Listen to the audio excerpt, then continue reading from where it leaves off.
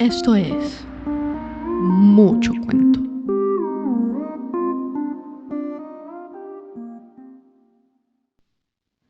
Este cuento está basado en hechos reales. Algunos nombres y lugares han sido cambiados para proteger la identidad de sus protagonistas.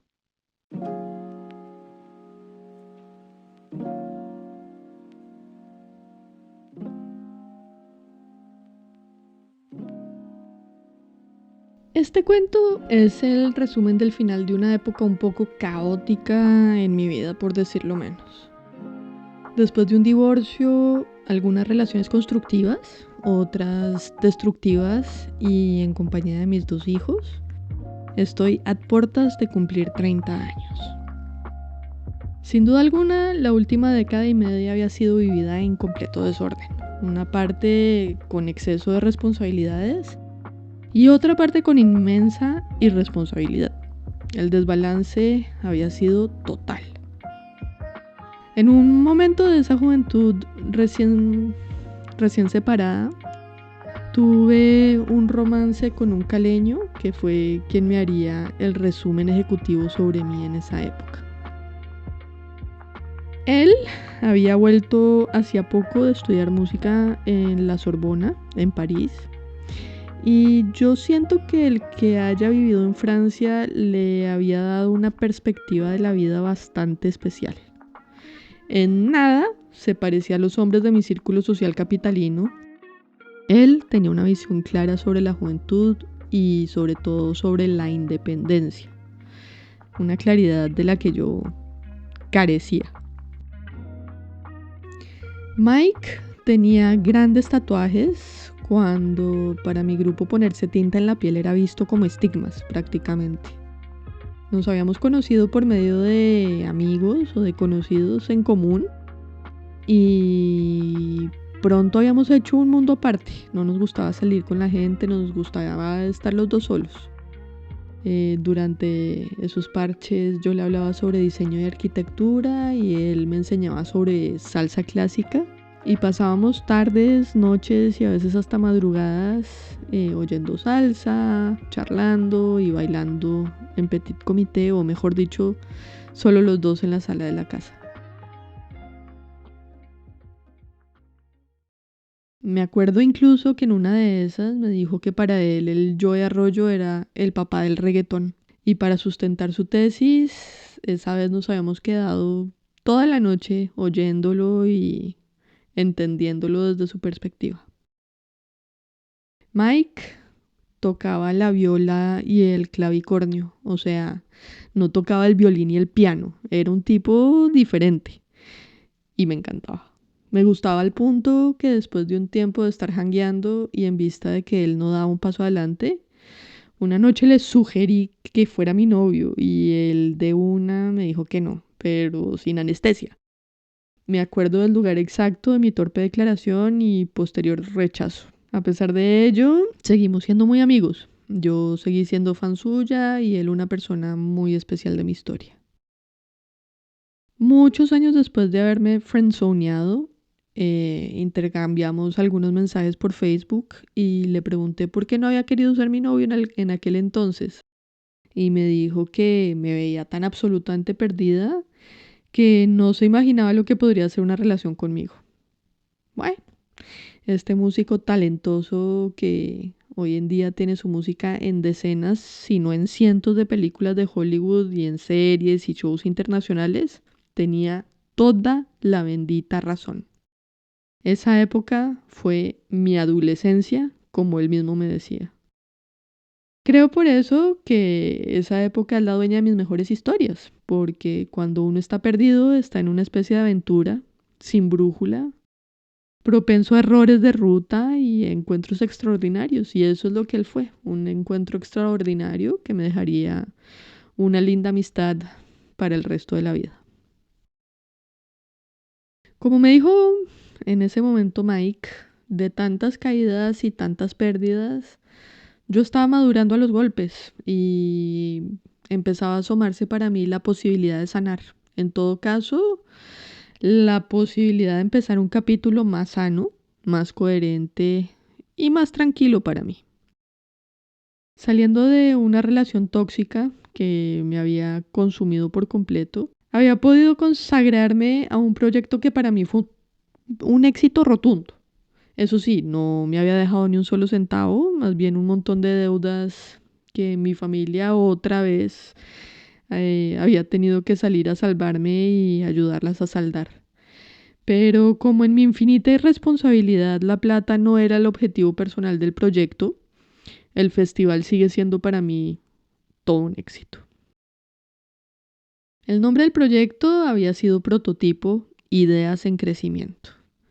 Había tenido como idea darle una vitrina a los artistas y diseñadores en formación antes de salir al campo laboral a luchársela en una Colombia que es el paraíso del fusil. Fusil en nuestro gremio quiere decir copia.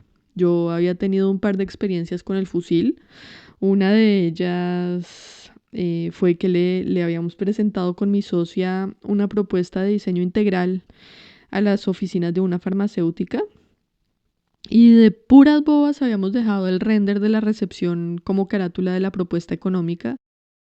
Y estos científicos, ni cortos ni perezosos, no tuvieron ningún problema en contratar a unos maestros para que hicieran lo de la foto. Eso, señoras y señores, es robo, pero imposible librar esa batalla. En diseño de interiores siempre los profesores nos decían que por nada del mundo fuéramos a dejar algún dibujito, sketch, ni mucho menos render al cliente antes de que comprara la idea, pero pues uno siempre cree que el cliente de uno es gente correcta, o eso creía yo en ese entonces.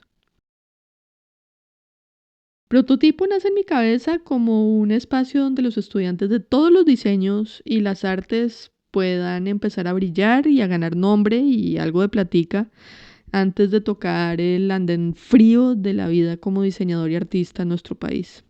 Durante la carrera, nosotros habíamos tenido que producir prototipos de lámparas, sillas, entre otras cosas, que terminarían en la bodega de nuestros papás o de algún interesado en polvadas. Mi primo, que había estudiado diseño industrial, había producido cualquier cantidad de cosas durante los 5 años de carrera.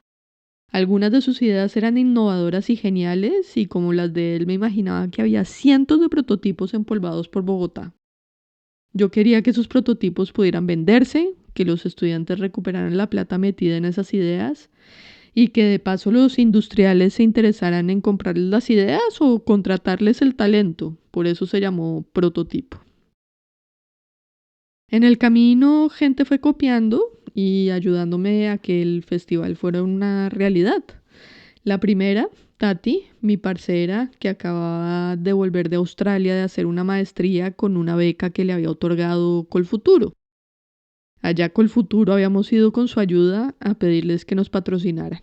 Colfuturo había aceptado ser sponsor del festival y darle prioridad a los ganadores para que se les estudiara su dossier y pudiesen acceder a becas. Tener el logo de Colfuturo en nuestra página de internet y en nuestro material gráfico ya era un respaldo enorme.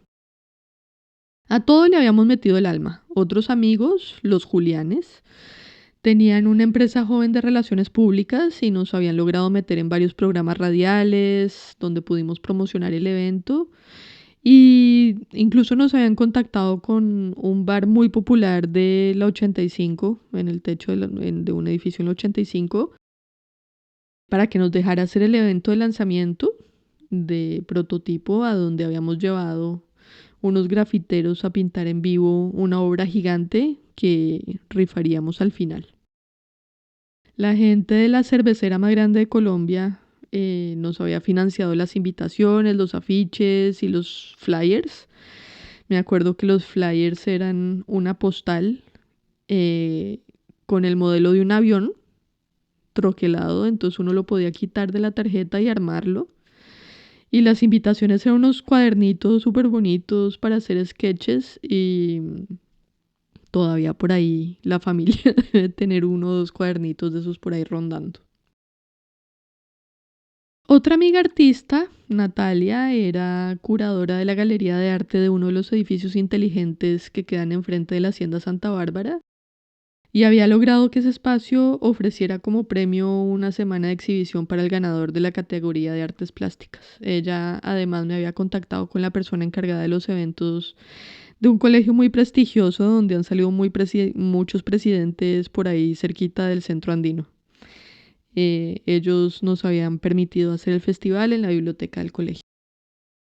Aparte de eso, había logrado contratar a mi mano derecha, a Laura, que era una comunicadora social y periodista recién graduada, que me ayudaría a conseguir patrocinios, contactar participantes, etcétera, desde una oficina en la Macarena. Mejor dicho, todo se había dado y con las uñas habíamos logrado armar el festival. El jurado también había sido gente top, presidentes de agencias, creativos, curadores de arte de museos, diseñadoras de moda de renombre, mejor dicho, habíamos armado algo súper lindo, pero sorpresivamente no participa tanta gente como esperábamos. Por lo menos teníamos algunos participantes en cada categoría y eso sí, premios espectaculares para cada ganador. Entre esos premios, creo que mi universidad nos había dado cursos cortos de fotografía. También habíamos conseguido un bono por millones en telas de Safi para el ganador de diseño de modas, pasantías para los ganadores de diseño industrial, en fin, tutti quanti. La vaina estaba súper bien armada. Eran 3 días de festival. El primer día habíamos tenido un show en vivo con un grupo que casualmente estaba conformado por exalumnos del colegio donde pasó el festival. El grupo se llamaba Sound City. Ellos estaban interesados en tocar gratis y yo necesitaba que alguien abriera y pues fíjense ustedes que cuando me dijeron, vea, tenemos 2 grupos. Uno es Audacity, el otro es Monsieur Periné. Y yo escogí Audacity, no sé, fue pura química con la gente. El cantante Alejandro tenía una energía demasiado especial. El que los manejaba era el hermano Felipe, que me había caído increíble y no sé, sentí que cuajaban más con lo que yo estaba haciendo en ese momento. Aunque pues Monsieur Periné después fue, o mejor dicho, es un grupo exitosísimo y ellos creo que ya no hacen música juntos. Creo que era la gente que tenía que abrir. Durante el festival muchísimas cosas salieron mal, empezando por no tener plata para pagar nada. No se había suscrito suficiente gente. Creo que la inscripción eran 10.000 o 15.000 pesos, pero con eso contábamos para pagar varias cosas. Y lo otro por lo que íbamos a ganar plata era las ventas de los prototipos, nos íbamos a quedar con una pequeña comisión.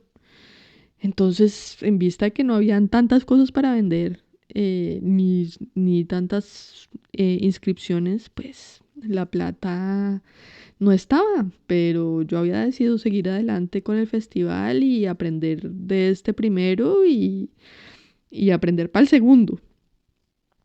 Fue tan terrible el tema de la plata que con Laura nos había tocado ir a suplicarle a uno de los sponsors que por favor nos pagara.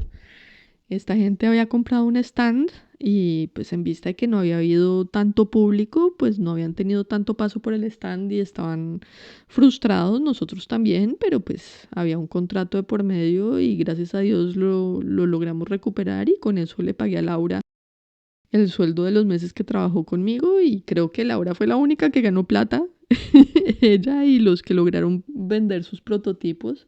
Yo no me gané un centavo.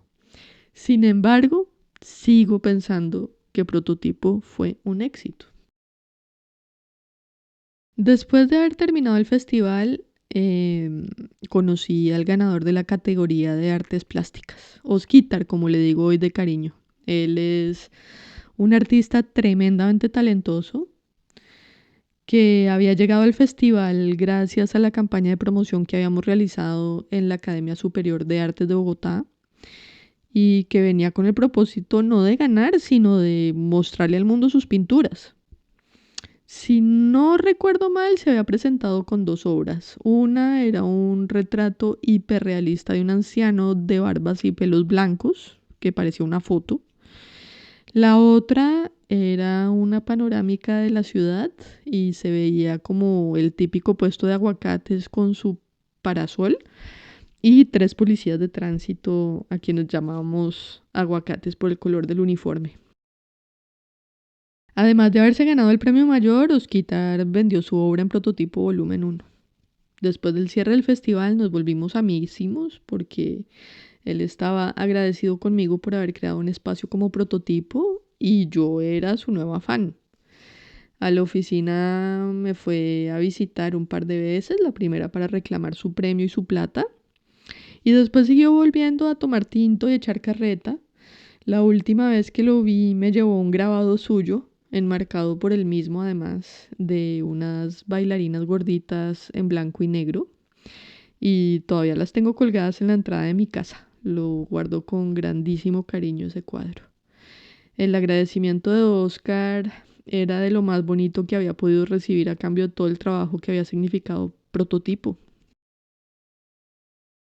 Pero lo más bonito sobre Oscar lo vine a conocer meses después.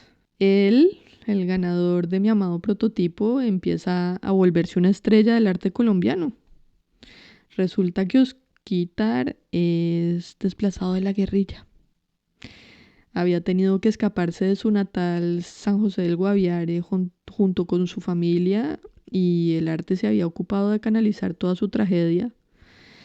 Cuando me entero de su historia me parece casi increíble cómo es que en una Colombia donde la victimización y la lástima son la moneda de cambio, Oscar estaba brillando solo con su talento. Cómo es que durante todos los tintos y las visitas donde habíamos tejido una amistad, nunca me había contado sobre ese pasado tan tormentoso. De su pasado me entero leyendo una entrevista en algún medio escrito. El periodista le pregunta su historia y Oscar le revela esta pequeña parte de su libro. Había seguramente llegado para él el momento de contarlo, de sacárselo de adentro, pero ello no lo había hecho llegar hasta ahí, hasta ese momento donde tenía un periodista sentado frente a él preguntándole por su historia, buscando conocer al genio tras el pincel. Esto para mí tiene más mérito que cualquier otra cosa.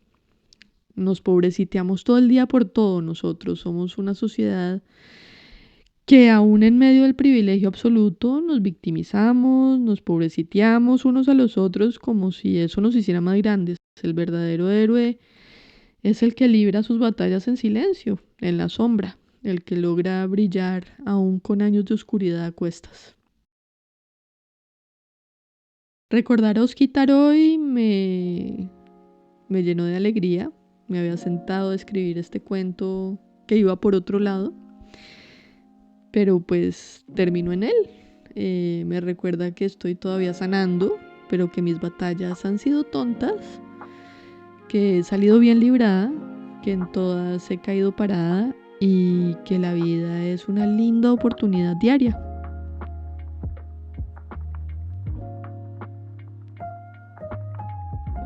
El éxito del festival me había obligado a cerrar el apartamento donde estaba viviendo y volver a la casa de mi mamá. Ella estaba muy orgullosa del trabajo que yo había hecho por el festival. Ella había sido observadora del proceso y me había recibido de brazos abiertos para vivir con ella mientras podía organizarme otra vez.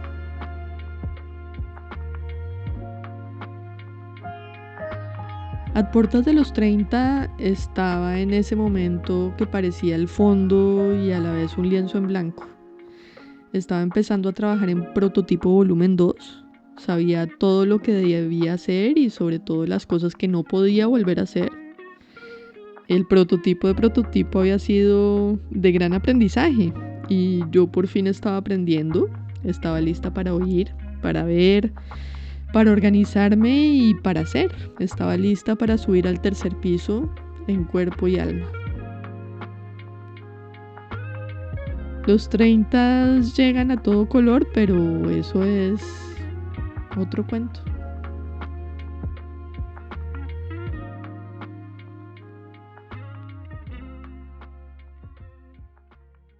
Si quieres compartir tu cuento, escríbenos a muchocuentopodcast@gmail.com y sobre todo, no olvides suscribirte para no perderte el próximo cuento.